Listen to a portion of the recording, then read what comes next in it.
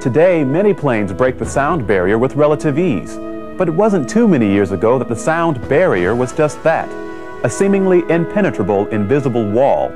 In fact, many aerodynamicists thought that the sound barrier may never be broken by man, until one man, named Richard Whitcomb, developed a theory called area rule that enabled efficient supersonic flight to become a reality.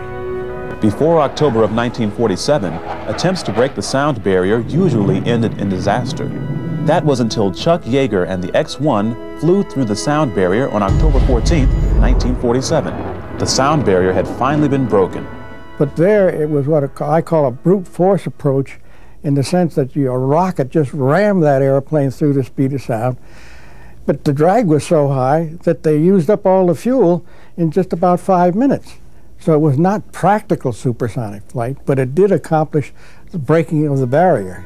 There needed to be a more efficient way to break the speed of sound. Dick Whitcomb set out to find a way.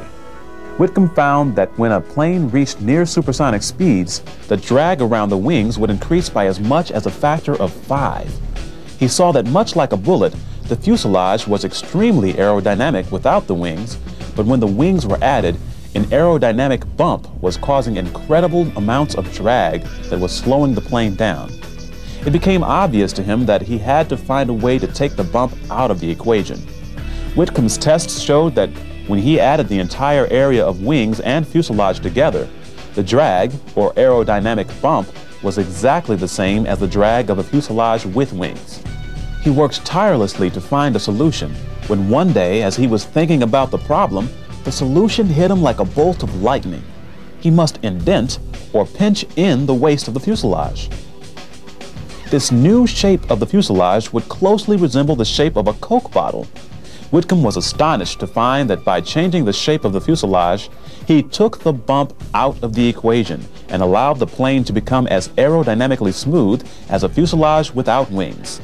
This very simple fix came to be known as the area rule. I had the idea. Then we built some models to try and demonstrate it. We built airplanes with the Coke bottle shaped fuselages, and lo and behold, the drag of the wing just disappeared. Now there was when I was really thrilled. That was a year or two before anything flew, but there the wind tunnel showed that it worked perfectly. It was not some oddball theory. It was a practical means of reducing drag.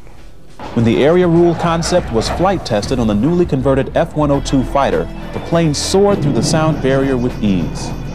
Whitcomb's discovery revolutionized the way that supersonic fighters, bombers, and transports were built from the 1950s through today.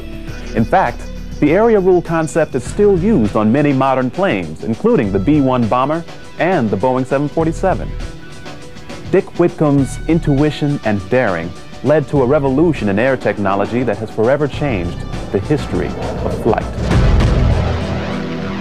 For his effort in developing the area rule concept, Dr. Whitcomb won the prestigious Collier Trophy, which is awarded annually for great achievement in aeronautics and astronautics in America. Coming up, we'll see how NASA researchers are working on a morphing technology that will allow future aircraft to fly like birds. But first, did you know that Jacqueline Cochran was the first woman to break the sound barrier? Cochran broke the barrier May 18, 1953, in an F-86 Sabre jet. At the time of her death in 1980, she held more speed, altitude, and distance records than any other pilot, man or woman, in history.